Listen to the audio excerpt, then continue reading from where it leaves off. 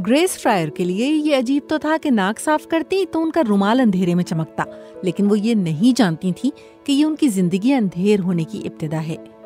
Grace ने 1917 के मौसम बहार में 70 दीगर लड़कियों के साथ जिस फैक्ट्री में काम शुरू किया, वो पहली आलमी जंग के आगाज पर अमेरिका भर में कायम होने वाली कई फैक्ट्रियों में से एक थी, जहां घड़ियों और मिलिट्री डायल्स में हिंसों को अंधेरे में नजर आने के लिए चमक दी जाती।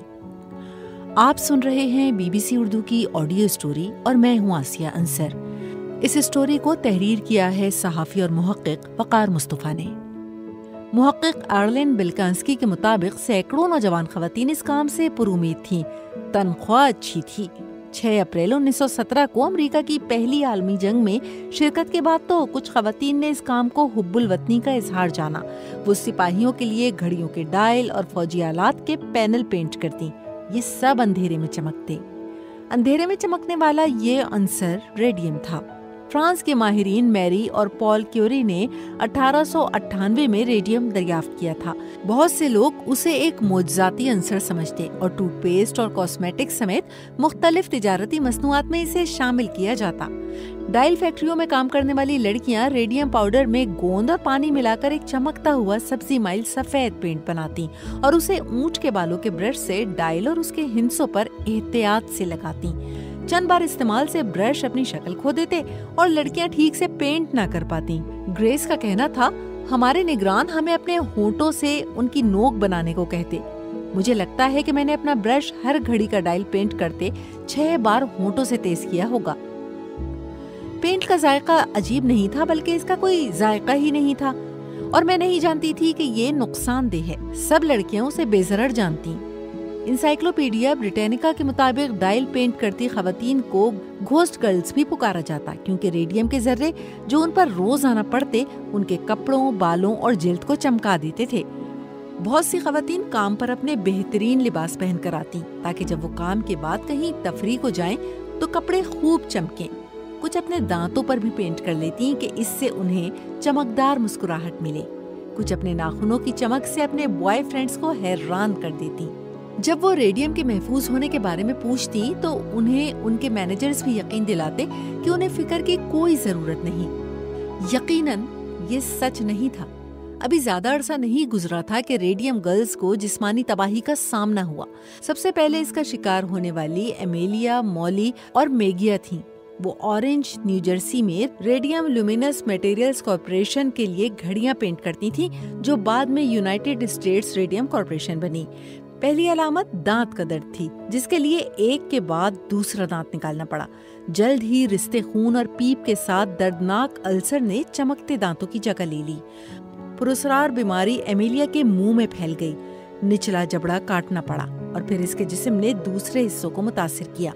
उनकी मौत 12 सितंबर 1922 को बहुत ज्यादा खून बह जाने से हुई। डॉक्टर मौत की वजह का तयन ना कर सके तो उन्होंने ये तय कर लिया कि वो आतिश से मरी। अगरचे अवाम को ये गुमान रहा कि रेडियम महफूज है, रेडियम गर्ल्स बढ़ती तादाद में जानलेवा बीमारी का शिकार होने लगी।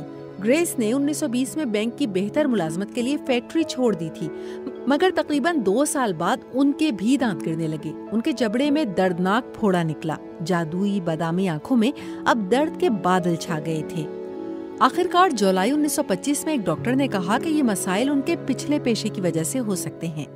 यूएस रेडियम ने फिजियोलॉजी के प्रोफेसर सीसल ड्रिंकर से काम के हालात का मुताला करने को कहा। उन्होंने अफरादी कुव्वत को बहुत ज्यादा आलूदा, तकरीबन हर एक में खून की गैर मामूली हालत और कई एक में एडवांस रेडियम नेक्रोसिस पाया। कारकुनों के तहफ़्फ़ुज़ के लिए जून 1924 की इस रिपोर्ट में ड्रिंकर ने तरीक़ेकार में तब्दीली की सिफारिश की, लेकिन यूएस रेडियम के सदर आर्थर रॉडर ने न सिर्फ उसे रद्द कर दिया, बल्कि कहा कि वो जवाबी दलाइल सामने लाएंगे, मगर ऐसा कभी न हो सका। 1925 में एक पैथोलॉजिस्ट हैरिसन मार्टलैंड ने हतमी तौर पर साबित किया कि रेडियम ने घड़ी पेंट करने वाली खवातीन को अंदर से जहरालूद कर दिया था। रेडियम सनत ने मार्टलैंड को बदनाम करने की कोशिश की। ग्रेस फ्रायर ने मुकदमा दायर करने का फैसला किया, लेकिन उसे लेने के लिए तैयार वकील तलाश करने में उन्हें 2 साल लग गए। 18 मई 1927 को एक नौजवान वकील रेमंड बेरी के जरिए उन्होंने न्यू जर्सी की अदालत यूएस रेडियम कॉर्पोरेशन के खिलाफ मुकदमा दायर कर दिया। शदीद तिब्बी मसाइल के साथ 4 खवातीन एडना हेस्मैन, कैथरीन शोप اور ایمیلیا میگیا کی 2 بہنیں کوئٹا میکڈونلڈ اور البینا لارس بھی اس مقدمے کی فریق بن گئیں۔ ہر ایک نے $2.5 لاکھ طبی اخراجات اور بیماری کے ہٹ جانے کے طور پر طلب کیے۔ بہنوں کی درخواست پر ایمیلیا کی لاش 16 اکتوبر 1927 کو نکالی گئی۔ پوسٹ مارٹم میں تصدیق ہوئی کہ ان کی ہڈیاں انتہائی تابکار تھیں۔ ایمیلیا کی موت آتش سے نہیں ہوئی تھی بلکہ اس نئے اور پراسرار نیکروسس سے ہوئی تھی جو ان کی بہنوں کو بھی مار رہی تھی۔ جنوری 1928 میں پہلی کورٹ ہیئرنگ میں مرتی ہوئی ان 5 خواتین میں حلف کے لیے بازو اٹھانے تک کی سکت نہ تھی، جنہیں دنیا بھر کے اخباروں میں ریڈیم گرلز کہا گیا۔ ایک اخبار نیو یارک لیجر کی خبر تھی کہ فریئر اور دیگر خواتین نے بہادری سے مسکراتے رہنے کی کوشش کی، لیکن کمرہ عدالت میں موجود ان کے دوست اور حاضرین انہیں دیکھ کر رو پڑے۔ گریس کی اوپر بیان کی گئی باتیں اسی عدالت میں دیے گئے بیان کا حصہ ہیں۔ اپریل تک یہ خواتین جسمانی یا ذہنی طور پر عدالت میں دوسری سماعت میں شرکت کے قابل نہیں رہیں۔ نیو یارک کے جنرل کے مطابق ریڈیم دریافت کرنے والی فرانسیسی سائنسدان میری کیورے نے اس کیس کے بارے میں پڑھا تو انہوں نے کہا کہ فرانسیسی ریڈیم ورکرز پینٹ برش کے بجائے چھوٹی تیلیوں پر روئی کا استعمال کرتی ہیں۔ کیورے نے کہا، مجھے کوئی بھی امداد دینے میں بہت خوشی ہوگی، تاہم اس مادے کے انسانی جسم میں داخل ہونے کے بعد اسے ختم کرنے کا کوئی ذریعہ نہیں۔ کیوری کو اس وقت نہیں پتا تھا کہ انہوں نے خود بھی چند سال بعد 1934 میں ریڈیم ہی کے اثرات کا شکار ہو جانا تھا۔ 25 اپریل 1928 کو سماعت کے بعد بیری کے یہ کہنے کے باوجود کیس کو سپتمبر تک ملتوی کر دیا گیا کہ خواتین مر رہی ہیں اور شاید سپتمبر تک زندہ نہ رہیں۔ مقدمے کے التوا پر اخبارات میں شدید تنقید ہوئی۔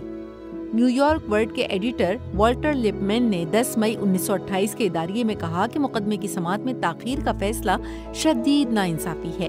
اس طرح کی تاخیر کے لیے کوئی عذر ممکن نہیں ہے۔ عورتیں مر رہی ہیں۔ اگر کبھی کسی مقدمے کا فوری فیصلہ کرنے کی ضرورت ہے تو وہ ان 5 معذور خواتین کا مقدمہ ہے جو زمین پر اپنے آخری ایام کو آسان کرنے کے لیے چند ڈالرز کے لیے لڑ رہی ہیں۔ عدالت نے مقدمے کی سماعت جون 1928 کے اوائل کے لیے مقرر کر دی، تاہم ایک وفاقی جج رضاکارانہ طور پر تنازع میں ثالث بن گئے اور عدالت سے باہر تصفیے میں مدد کی۔ مقدمے کی سماعت سے کچھ دن پہلے ان 5 ریڈیم گرلز نے اس بات پر اتفاق کر دیا کہ ہر ایک کو $10,000 اور ان کی زندگی میں $600 سالانہ ملیں گے اور تمام طبی اور قانونی اخراجات بھی کمپنی ادا کرے گی۔ بیری پیپرز کے مطابق یہ محسوس کرتے ہوئے کہ کارپوریشن کو بہت فائدہ ہو رہا ہے، بیری اس تصفیے سے خوش نہیں تھے۔ انہیں ثالث US ڈسٹرکٹ کورٹ کے جج ولیم کلارک پر بھی شک تھا۔ مجھے یقین ہے کہ وہ ایک بہت ہی معزز شخص ہیں اور سماجی مسائل میں حقیقی دلچسپی رکھتے ہیں، لیکن وہ ایسے شخص ہیں جن کی زندگی سے پتہ چلتا ہے کہ وہ آجر کے کیمپ میں ہیں۔ بیری کو بتایا گیا تھا کہ جج کلارک US ریڈیم کارپوریشن میں اسٹاک ہولڈر تھے۔ 5 ریڈیم گرلز تو معاوضے کی معمولی رقم پا کر اگلے چند مہینوں اور سالوں میں جان سے گزر گئیں، مگر نیو یارک ٹائمز کے مطابق ریڈیم پینٹ کے اصل موجد آسٹریا کے ڈاکٹر سبین اے وونج سوچوکی نے 14 نومبر 1928 کو اورنج نیو جرسی میں یہ کہتے ہوئے وفات پائی کہ ان کی ایجاد نقصان دہ نہیں ہو سکتی۔ لیکن پھر وہ مقدمہ ہوا جس سے ہمیشہ کے لیے طے ہو گیا کہ یہ جان لیوا ہے۔ یہ مقدمہ کیتھرین ولف ڈونہیو نے اٹوا کی ریڈیم ڈائل کمپنی کے خلاف دائر کیا تھا۔ اخبارات نے بستر مرگ پر ان کی تصویریں شائع کی تھیں۔ سن 1938 میں ایلینوائے انڈسٹریل کمیشن کے سامنے بہت سی سماعتوں کے بعد، جن میں ایک ڈونہیو گر بھی تھی، اٹاوا کی ریڈیم گرلز نے مقدمہ جیت لیا۔ ریڈیم ڈائل کمپنی نے متعدد اپیلیں دائر کی۔ 23 اکتوبر 1939 کو امریکہ کی سپریم کورٹ نے کمپنی کی حتمی اپیل سننے سے انکار کر دیا اور نچلی عدالت کے فیصلے کو برقرار رکھا۔ فیصلہ تو ہو گیا، مگر ریڈیم کے اثرات تو جلد ختم ہونے والے نہ تھے۔ میرین کیفینک نے ڈونہیو کے واقعے پر تبصرہ کرتے ہوئے اپنی ایک رشتہ دار خاتون کا ذکر کیا، جن کا انتقال 1940 کی دہائی کے آخر میں ان کی شادی کی پہلی سالگرہ کے روز ہوا۔ انہیں ان کی شادی کے لباس ہی میں دفن کیا گیا، جو انہیں کمزوری کے باعث اب کھلا ہو چکا تھا۔ آرلین بلکانسکی نے لکھا ہے کہ گو کہ کیتھرین ولف ڈونہیو ان متعدد خواتین میں سے ایک تھیں جو اپنے مقدمات کا فیصلہ ہونے سے پہلے ہی یعنی 27 جولائی 1938 کو انتقال کر گئیں، لیکن ان کی یہ جدوجہد ان کے بعد آنے والی خواتین کے لیے پیشہ ورانہ سلامتی اور صحت کے معیارات کی تشکیل کا باعث ضرور بنی۔